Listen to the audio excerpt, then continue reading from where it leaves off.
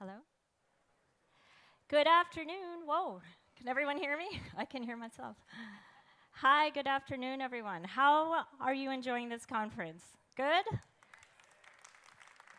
It's so fantastic for this industry. So, great audience. How many of you in this audience have been at a dry dock? Raise of hands. Ah, everyone up front. Interesting.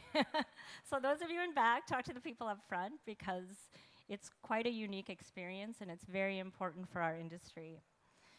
We are speaking today about extending the lifespan of a cruise ship. We have a really impressive lineup on order in the books, which means that we have and we will have a lot of existing tonnage. So what did we do with these ships? The way passengers use space has changed over time, and when we reconfigure older vessels to extend their lifespan, it becomes important to develop some multi-purpose public spaces, also add cabins, perhaps, so as to get maximum use of the real estate. Today, we have an amazing panel. From multiple brand representation, Carnival and Norwegian Cruise Lines, to an interior architect that's a veteran in this industry and also a major refit company. So let me introduce you to our fabulous panel. First off, Miss Lisa McCabe. Lisa is a 30-year-old veteran in the marine industry. 30-year-old. Or Yes! She was a prodigy, started in diapers. She's a 30-year veteran of the marine industry, joined Carnival Corporation in 2009, and came over to Carnival Cruise Line to build the refurbishment department in 2012. She leads a team of project managers responsible for the majority of the cruise line's large-scale dry dock projects throughout the fleet that include the addition of new branded food and beverage venues, stateroom renovations, additions, water parks, and recent upgrades to many cruise spaces. What don't you do, Lisa? During her time at CCL, Lisa has been responsible for over 250 refurbishment projects in shipyards throughout the US, the Bahamas, and Singapore. And did you know that she recently did a large refit in Cadiz that lasted 60 days and required over 6,000 workers between crew and shipyard? Very impressive. Miss Lisa McCabe. Thank you. We should all go now. Yes. Okay, we can all go home. No. Mr. Simon Dawkins, he is from the refit perspective. Simon is a qualified mechanical engineer, heads up Trimline's commercial division, and during his 8 years at Trimline, he has amassed a breadth of industry knowledge within project management and sales management roles. Simon has an in-depth understanding of our cruise clients and a strong focus on customer satisfaction, helping Trimline to secure substantial refit projects with many of the world's leading cruise lines. You know, Simon is such a jet setter that something interesting about him, in 1 week between trains, planes, and automobiles, he averaged an average speed of 350 miles per hour. And the longest time he's been away at a refit is 7 weeks in service. Those of you that have done work know that that is quite a commitment. And his wife is fabulous. Thank you. You need that support. Mr. Boris Ruskovsky.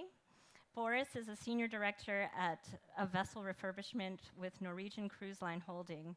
Over the last 20 years, he was involved with operations, construction, and startups of numerous vessels for leading cruise lines. Most recently, his role is focused on refurbishment initiatives for Norwegian, Oceania, and Regent. Boris is a hospitality professional with 20 years of experience within the cruise industry, including operations management, startups, shipbuilding, and refurbishment. His portfolio includes food and beverage, housekeeping, and overall hotel management, successful opening and startup of more than a dozen cruise ships, and a number of large-scale hotel refurbishment projects. And did you know that one of Boris's projects that he worked on required 700 20-foot containers? Wow. Mr. Boris. And from the interior architect side, I'd like to introduce Mr. Vertti Kivi. Vertti is an interior architect and has been leading his award-winning design company since 1995. Together with his design team, he's completed more than 1,200 interior projects, both for domestic and international markets. The projects have varied from Michelin-star restaurants, hotels, shopping malls, to cruise ships, and even award-winning airplane interiors. Vertti Kivi's interiors are known for strong, inspirational, and flexible designs. In the most challenging projects, he utilizes his famous Space Alive concept, which allows to adjust the character and ambiance of the space to different situations. And if he's not busy enough, Vertti actually purchased his own personal island in Finland. Wish I could say that about myself. Well, and he bought an island for his own personal residence. And he said that he wanted the experience of living on a cruise ship where you have a 365-degree view. That's fantastic. So that is Mr. Vertti. My name is Mai Win, and I will be your moderator for today, and we are going to dive into some really interesting questions about the lifespan of our ships. Let's get started. So,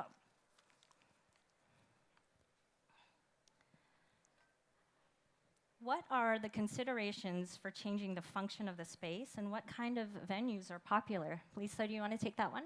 Sure.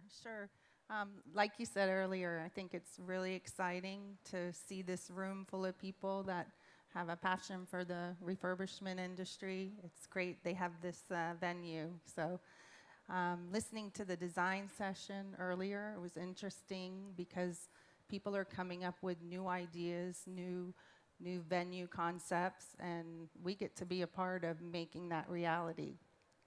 So it pretty much starts with a confined area. You have a general arrangement. There's certain rules with the ships and categories of spaces. But throughout the years of cruise ships, I think the spaces have changed either functions or the guests have new needs that, maybe a spa function is different 20 years ago than it is today.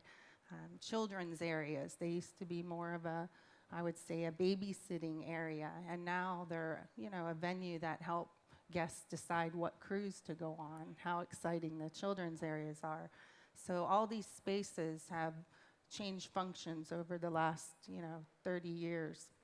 And we're getting to introduce these new venues on older vessels. So this is a big part of my job and my team's job. We develop projects early on and look at a puzzle to see if there's a venue that's underutilized or could be turned into something that's a new idea, and that's where it starts. So basically that's the beginning stage. Boris, do you find that since you have different brands, that you have similar venues that are popular for refurbishment? Absolutely. I think to stay competitive in today's market and to make sure that we are harmonizing with the new tonnage, there is a constant need to look at what we have on the older ships and make sure that they're up to par. We all know the real estate on a ship is precious. We need to work within the boundaries, as Lisa said, and it's very important that when the initiatives are there to convert those spaces, that they are not just for today, that are part of the longer term thought or what the brand wants to be. As you said, we do have 3 brands, and not to dig deeply into that, the 3 brands that are 3 different products. However, the drivers are always the same. It's always towards the guest experience. It's always to be up to date. It's always to keep up with the demand and what the market is asking for. So I would say yes, absolutely.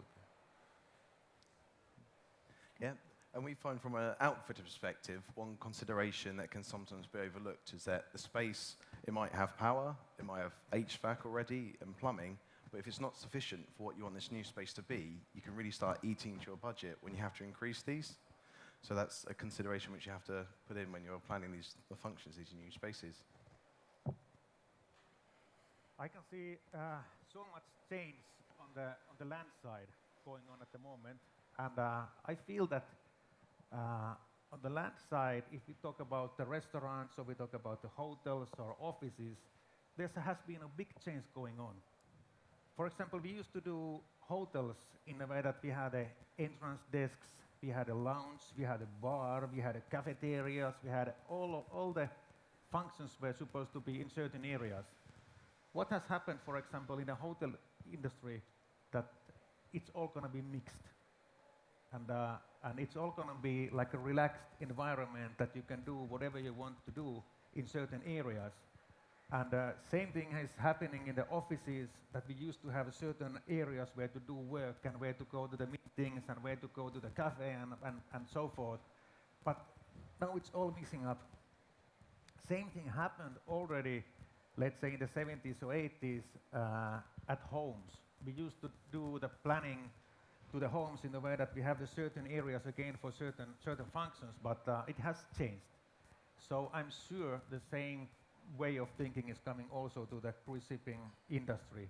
And in somehow all the things are changing and mixing, and it's going to be totally new world in that way, that we can do whatever in different spaces. And also that people want these days to be entertained. So it's like a new thing to start to think about how they would be entertained, what kind of actions there would be. And even in some of the European hotels, there are such kind of entertainment people who organize all kinds of acrobats, model shows, all kinds of entertainment in the hotel. It's different in every single evening, and then people are talking about, did you hear what was happening yesterday in that hotel? And people get excited, and then they want to go there, and they start to discuss, and it's like a huge possibility. There's a lot of opportunities for multi-purpose spaces. Is there anything you want to add to that? No. Well, we've talked about some public area opportunities. How about understanding the complexities about cabins? There's been a trend for refit about cutting a ship in half and adding new, or adding to the after-forward sections of it. Can you talk a bit to the audience about understanding the complexities around the additions of balconies on older ships? Simon, you want to take that one? Yeah, when people are thinking about adding balconies, they probably just think about the external aspect of how we're actually going to fit these balconies. But in adding that balcony, you've completely changed the function of the interior space. The main bulkhead at the back is now a walkway, so you've probably got to move your bed. And then when you move your bed, you can't see the TV. So then you move the TV, then it bangs into the wardrobe, you end up replanning the entire space. And of course, when you're replanning the space, you think, well, let's not fit our 20-year-old wallpaper and furnishings again. You then decide to upgrade it. The TV is probably now a smart TV, because no one wants a stupid TV. So then you've got to bring some data in, and so on and so forth. It snowballs. So what started off as, well, can we physically put this balcony on the outside? You might end up completely replanning the cabin space inside. That's something that you've got to consider. A lot of these ideas keep our engineers busy, because we have, the need to add balconies, add these features, and they need to fit within the ship's requirements with weight, with feasibility. We did add balconies on some of our older ships, and basically it required cutting away steel, putting actually thicker gauge steel on the shell of the ship to be able to support the balconies. But when you're able to design it into the vessel, and the guests have that experience to have balcony cabins more than what was there originally when the ships were built, it's a nice venue. When you see the new ships and you see their profile, they're pretty maxed out with balcony facades. So as much as we can do on the older ships, we like to try if it's feasible. Yeah, and all these balconies or new cabins or new offerings, you're adding weight to the worst place on the ships constantly, at the top and the sides. So it's always a fight with stability. I think also very interesting is that we've seen recently this hybrid between the balconies and the cabins, where you have the glazing that comes out and sort of converts to a little veranda. That was very smart, and I think that's something that adds to the experience, but doesn't necessarily add to the complexity of building it. We've been talking for years, what's the perfect mix between inside cabins and balconies, and at the end of the day, the balconies are the premium. Guests want balconies, we want balconies, so being able to create on, as you said, on Simon, rightfully, on the upper decks, and where we might have issues with the ship performance, having something that it's a hybrid version, I believe it's going to be something we're all going to look into when we're converting all the tonnage. It does add complexity to the steel, and it does require modifications to the superstructure of the vessel in order to open those big glazings. However, it can be done, and I think that's going to be one of the things we're all going to look in the future. Are you finding that the projects are trending towards addressing balconies, cabins, as well as public areas? Is it an either or, a combination of both? Well, I think when you take the ship out of service to do certain things that take more time, you take the opportunity to hit your public areas as well. If you're looking at spaces that are underutilized, it might be a space where you could add cabins, and then it adds like a knock-on effect. So then you end up looking at other spaces that could be combined with different usage, or maybe that purpose isn't suit the market anymore, and you come up with new venues. So it basically has a knock-on effect that you address both cabin and public areas. Yeah, we definitely find there's never any space to store anything, because every public space is round full of someone doing something. Even if it's just a light refurbishment or changing the carpets, I think every space tends to get hit with some sort of upgrade, because you only have those dockings every 2.5 years for a little one and 5 years for a big one. So you've got to make the most of them. I also think the industry, or what we do, is evolved so much that the cabins used to be sort of driving the risk of the projects. There are a massive amount of them, and now as we're all getting into lean and more organized refurbishment processes, we're all discovering that those projects can be done. And as maybe in the past we would all focus much more on the public spaces, the cabins, which our guests spend a lot of time in, obviously, they are becoming a focus. And something that we were not able to do as an industry maybe 5 years ago or 10 years ago, now it's proving that we can. And you see more and more large-scale refurbishment projects that include full refurbishment of the cabin, including the wet cells and including those areas that were always, we don't want to go there, that's too risky. And that's going to change because it's needed. As we do public spaces, absolutely the cabins should follow the same trend. And it gives an opportunity to almost, not to rebrand, but significantly change the product. If we do the accommodation areas as well as we do the public spaces, that sort of gives you the complete upgrade and an experience for the guests. Great. Well, we've talked about some cabins and we've talked about public areas. Let's talk about outdoor experiences. How do you maximize the impact of the outdoor decks, enhancing the outdoor experience?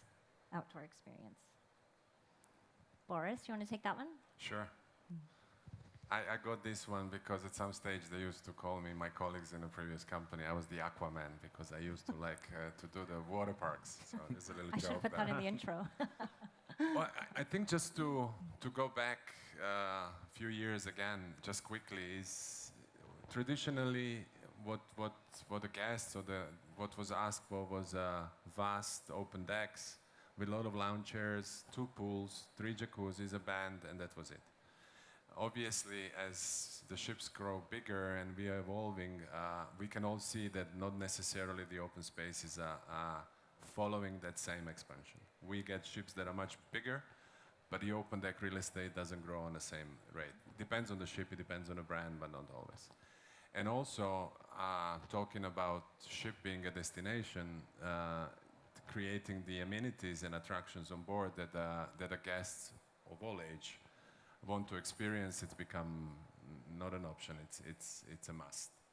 So what we've seen in the past, and not to go through from the climbing walls to the water parks to all other kind of amenities, that is definitely continues now into multifunctional spaces, spaces that might be a restaurant or venue during the day, and they become a lounge during the night and convert to nightclub maybe on the open decks. So I think it's important that we keep on developing and keeping an eye on open spaces, on open decks, as we developing the ships and we go further. It's maybe considered in some cases a non-revenue space, maybe it's considered a space that can be sometimes underutilized if the weather depends on the itinerary, depends on the ship, it depends on so many things. However, it is part of the traditional cruising. It is the open space. It is the lounge chair. It is the cocktails. It is what the guests receive when they come and want to sail with us. So I think there are endless opportunities. It has a lot to do with the sort of technical part of the vessels, how much weight we can add on top, what we can do, how much drivers for that through the new build process so that all the tonnage gets harmonized. I think there are endless opportunity. We see what the industry is doing. Every new ship comes with something new and something different. And it's going to go in that direction. So it is very important in our world, in a refurb world, that we keep an eye on that and we make sure that we develop those spaces equally well as we do the rest of the hotel parts. Mm-hmm. Yeah.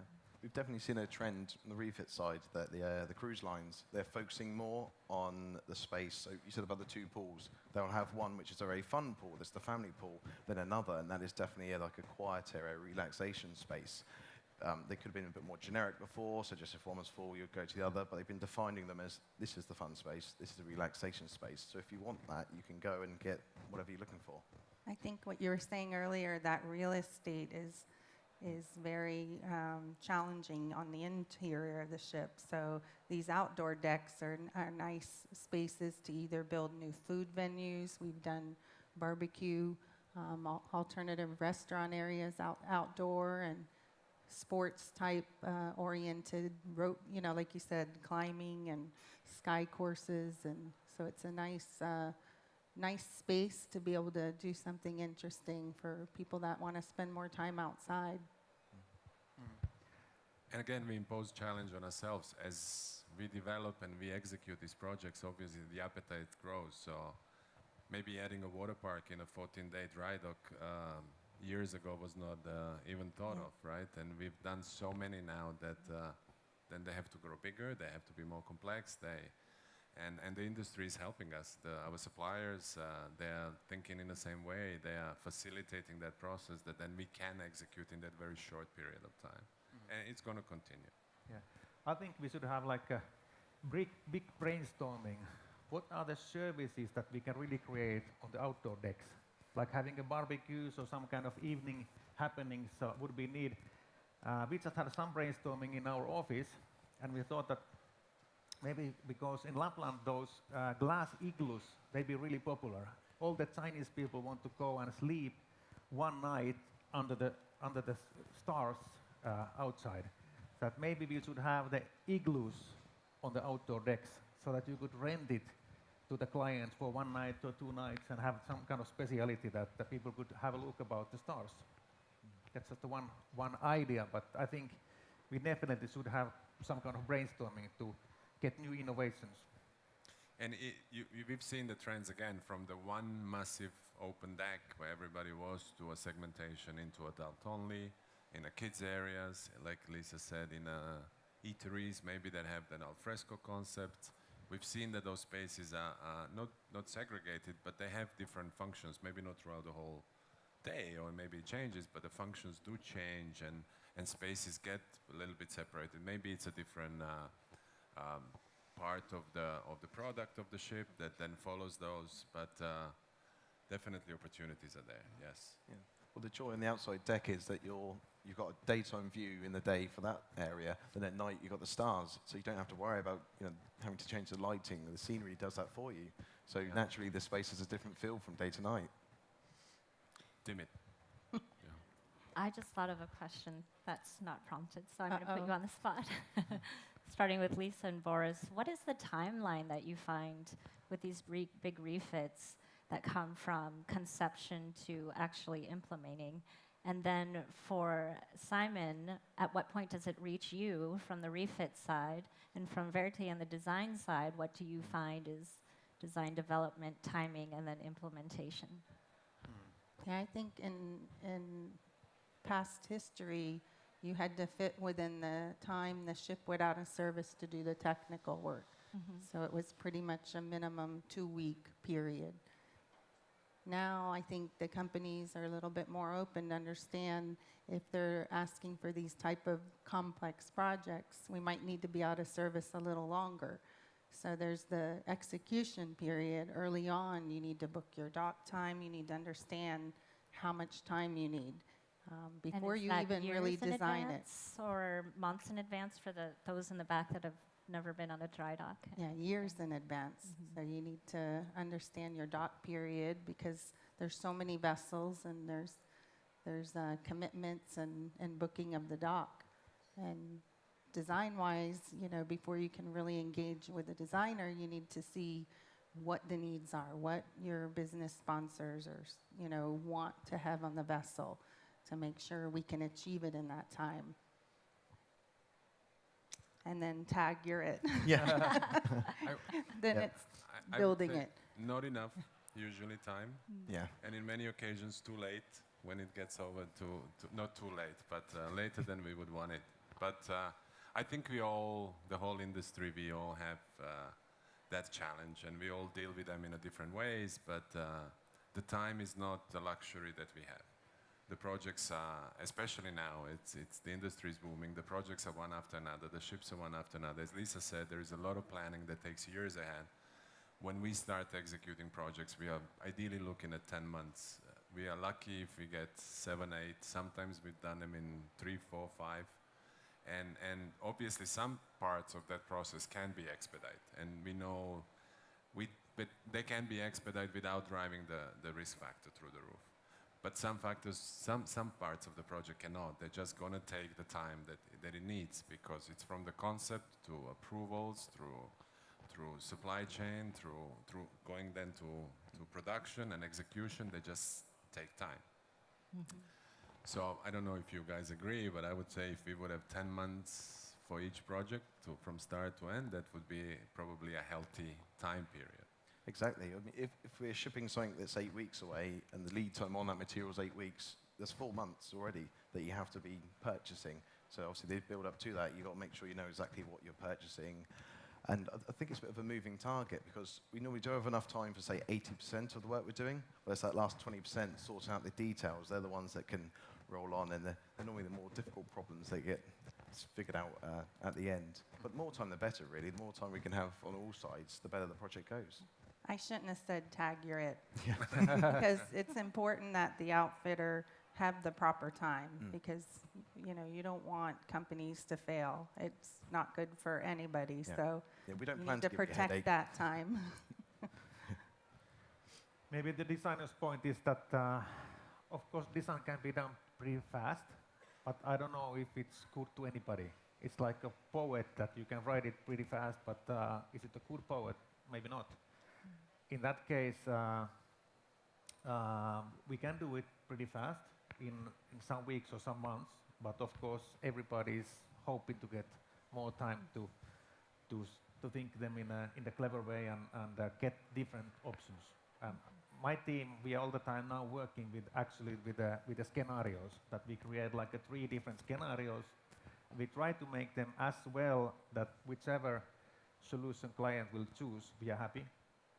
And not to make the one that is higher and others are lower, but we tend to do it like scenarios, and of course it takes a little bit of time. Do you allow for more time in the design process if it's a new client versus one that you know more? Or Of course, it's investigating about the client and clients. That's about to understand thoroughly that it's important. It takes a little bit more, of course, and hopefully we have that time. Yeah, interesting. We have one more question. What are the considerations for a successful rebranding program from conception to launch? I think this is an interesting question because this panel here, what we're discussing is a lot of big picture renovation. We also have renovations that go on all the time that are not necessarily a majority of the ship. You just have enough budget or time to do certain areas. So from a branding perspective, what are some of the opportunities? Simon, you want to take that one? Yeah, I think it's important to try and focus on getting the ethos of your brand throughout the entire ship correct. You don't want just areas that may look fantastic, but then other areas, you have old walkways which don't instill your brand.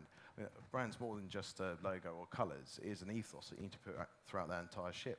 When a passenger comes on board, they should see your brand. And all the way through their cruise, they feel your brand and they leave, and they know it's your brand. Sometimes when companies purchase older ships to rebrand their brand, they might have to get rid of perfectly good features just because they don't have it across the rest of their fleet. And people want consistency. They want to know, I'm going on this cruise, I know I'm going to have this offering and this offering. And I think those are some of the considerations when you are rebranding a ship, just to make sure that the entire ship has your brand in mind. And do you find, Vertti, that with this branding and all of these renovations, designing spaces for multiple purposes, what are the opportunities there? I see, of course, huge amounts of opportunities.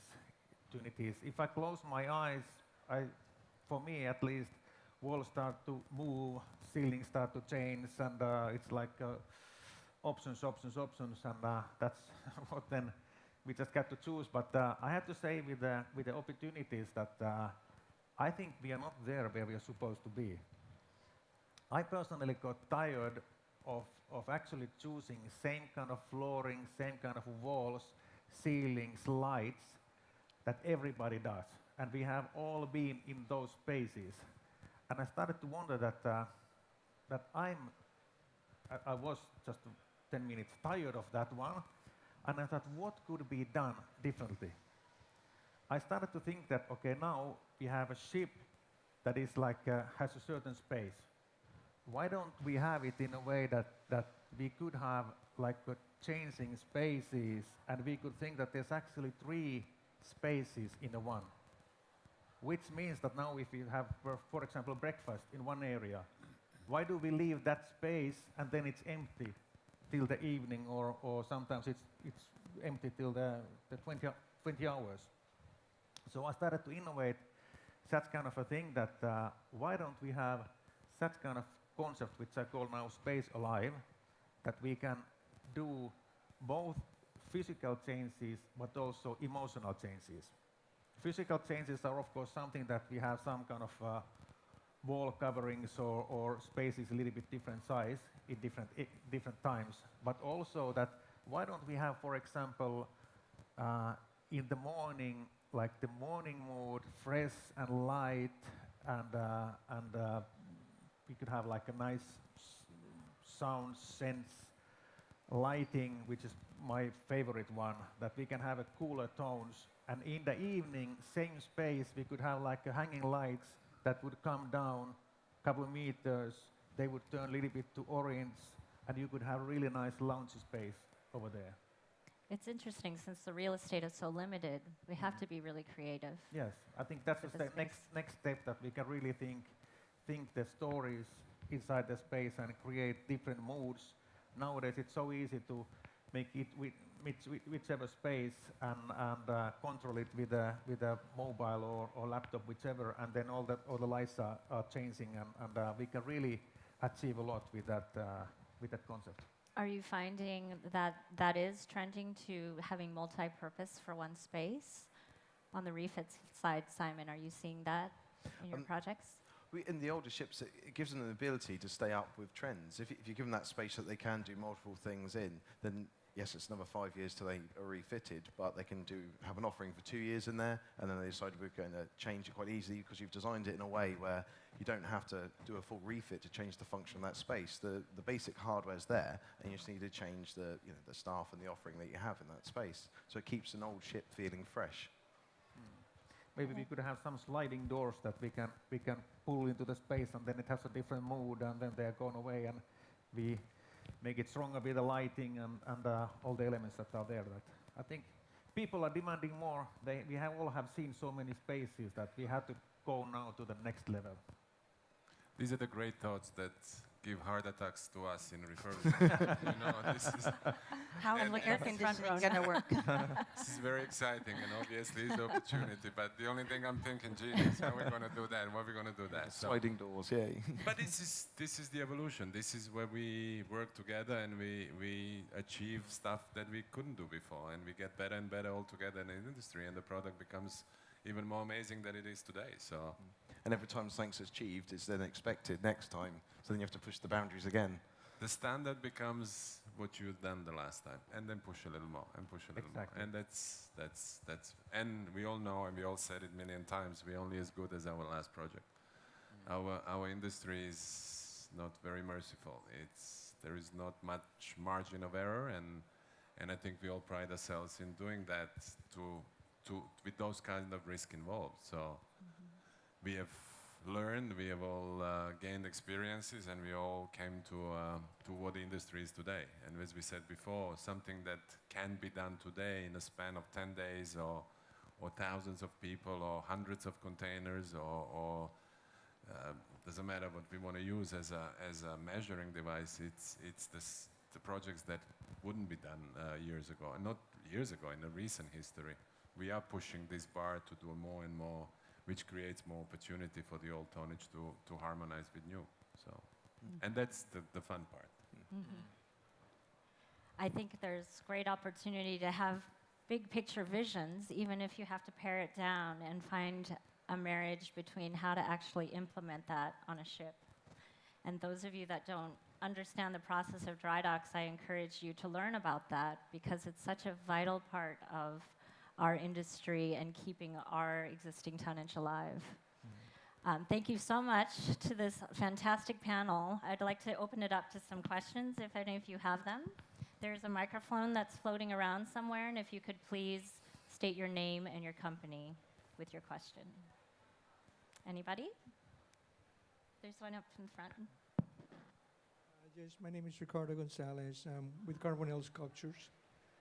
My question is do you keep a ratio between the loss of profit of the time that the ship is out of operations to the actual investment of the refurbishment? Yes. The finance people outside, they can talk about that. Yeah. Did everyone hear that question? Yes? Okay. Well, the project needs to make sense on whether it's a return on investment or maybe it's something that is more of a guest experience that it's going to create. It needs to make sense if they're going to take the ship out of service longer, because your project will assume the costs of whether the crew are staying longer, all the services, the things it costs to be out of service, besides losing the revenue. So all those things are taken into consideration earlier on. It's important. And I think we touched on that before, is that we, on a hotel refurbishment, let's say, we used to be opportunistic in a way that the ship would go out of service to do certain technical works. That would be determining the length of the dry dock, and then whatever we can squeeze in that period of time we would do. Lisa, you mentioned that is changing now, because the appetite for the large-scale refurbishment projects in hotel, they, in many occasions, are longer than the necessity of the ship to be in the dock for the technical repairs and oil repairs. And it puts pressure on us because we don't want to ask for too much time, but we don't want to cut ourselves short. So it's finding that, right balance that you can achieve success and make it happen. Exactly. Any other questions? There's one back here. Hi, Ingunn Stastenia. I'm from Water Accommodation Norway. As you mentioned, we need to start to learn about dry docks, and I am learning it now. I have a question. When you start to talk about old ship or older ship, what is the definition when it starts to become old? When does a ship start to become old? Yeah, it's a good question because, Carnival has, I think I looked at 58% of our ships are over the age of 15 years old. So it's, I think it reaches a time where either, like we said earlier, functions change or new builds drive us to make changes. And that's when it becomes apparent that we need to do other things on the existing vessels, besides the maintenance and wear and tear a ship takes by being so busy all the time. So. It's such a competitive market today that I believe you have two olds. You have the ship, the hardware actually gets old. It has 20 years, 30 years, and it requires what the old hardware requires. But also, as the new ships are coming in, you almost instantly, your last ship is becoming old, because the new ships come with the new features, new vanities, and new new exciting parts of them where we always look at this harmonization and try to bring all our tonnage to it. So it can get, from the guest experience, it can get old, I guess, pretty soon, sooner than the physically the hardware that the ship needs much more repairs and works in order to keep up with the younger fleet. We have time for a couple more questions. There's one over here.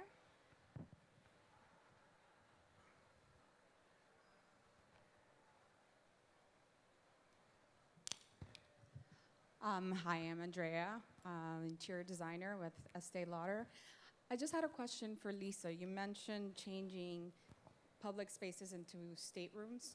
Do you have a strategy for knowing when a space is not being well utilized, other than client feedback, or, you know, do you have like numbers, or, you know, what is the strategy to find out if a space is being well used and functional? We didn't mention retail today. Retail is a big thing. A lot of the ships are adding new concepts to retail as well. Sorry, I just thought about that. But looking at the spaces, how maybe back in the past they had several lounges. Back, you know, the concepts were to have a main lounge, show lounge, a secondary lounge. So there, traditionally, ships were designed with these, like you say, maybe checklists that everything had those things. And now, you know, there's different ideas. Maybe you can use your comedy lounge, and at night it becomes the nightclub. Rather than having a nightclub sit empty most of the day. So you really start to look at, and a lot of this is driven by new ship, or you look at, you know, your own general arrangement. You look at revenue, how the bars are doing, how the spaces are used. So it takes, and then you just don't go to add cabin. It needs to make sense. It needs to, the ship needs to be able to handle it, and it needs to be in the right location. So We have time for one more question. Over in the aisle. Thank you. Hi, my name's Caroline. I'll ask my question first and then I'll backtrack.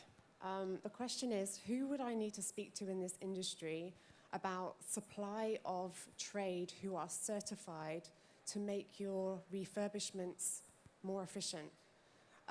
Now, I have been in the graphic and sign industry for over 20 years. I've been in contracts with London Underground. I've done the Olympics. I've worked around the world. I've done super yachts. I'm a vinyl wrap artist, so I can wrap the exterior of buildings, interiors, so hotels, banks, stadiums, boats, aeroplanes, trains, anything. And it's taken me approximately 7 years to move to America from England. And my end goal is to open up a trade school for underprivileged and for youths who wouldn't have that opportunity to learn a trade, who can't afford it, or anybody that really wants to learn something new. And this industry is so big. There's like carpet fitting, window tinting. Instead of ripping out all the veneer, then we can rewrap it. So it's talking about efficiency, saving money, becoming greener. And you're talking about all the people that are coming up through, the younger generation, who are missing out on all the trades, like the carpentry, anything So to do. is your question Sorry. how to get into the industry? No, the question is, who would I need to speak to? Where would I start in asking somebody, who would I need to talk to